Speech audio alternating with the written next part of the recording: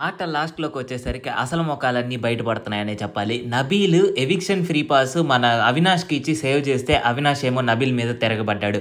మొన్న black card గురించి మాట్లాడుకునేటప్పుడు గూడా అవినాష్ మన నబీల్‌కైతే వెన్నుపోటు పొడిచినట్టే అనిపిచ్చింది. మరి ఇప్పుడు గూడా ఎక్స్‌పోజ్ చేయడానికి ట్రై చేస్తున్నాడా? లేదంటే నిజంగా నబీల్ గేమ్ అలానే ఉందా? అని చెప్పనేసి ఈరోజు ప్రోమోలో అయితే ఈరోజు ఎపిసోడ్‌లో అయితే డిస్కస్ చేసుకోవడం అయితే జరుగుతుంది. సో, ఇప్పటికీ ఆ క్లాన్ గేమ్ ఏదైతే ఉందో అది కంటిన్యూ అవుతూనే ఉంది. మీరు చూసినట్లయితే నిఖిల్, నబీల్, ప్రేరణ అండ్ విష్ణుప్రియ ఒకరినొకరు సపోర్ట్ చేసుకుంటూ ఉన్నారు. దాంతోపాటు మన అవినాష్, గౌతమ్ అండ్ ఆల్సో రోహిణి వీళ్ళు కూడా ఒకరికొకరు సపోర్ట్ అయితే చేసుకుంటూ ఉన్నారు.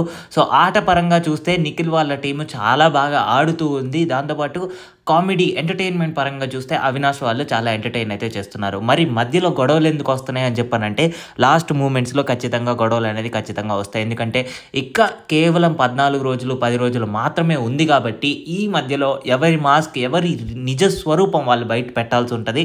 లేదంటే జనాలు కనెక్ట్ అవ్వలేరు, విన్నర్ అయితే అవ్వలేరు. సో, ఖచ్చితంగా ఇప్పుడున్న ఓటింగ్ పర్సెంటేజ్ చూస్తుంటే ఫస్ట్ మనకు నిఖిల్, సెకండ్ గౌతమ్, థర్డ్ నబీల్ అయితే కంటిన్యూ అవుతున్నారు. మరి వాళ్ళ ముగ్గురులో షిఫ్ట్ ఏమన్నా జరిగితే నాకు తెలిసినంత వరకు గౌతమ్ అండ్ నబీల్ మధ్యలో మాత్రమే జరగచ్చు.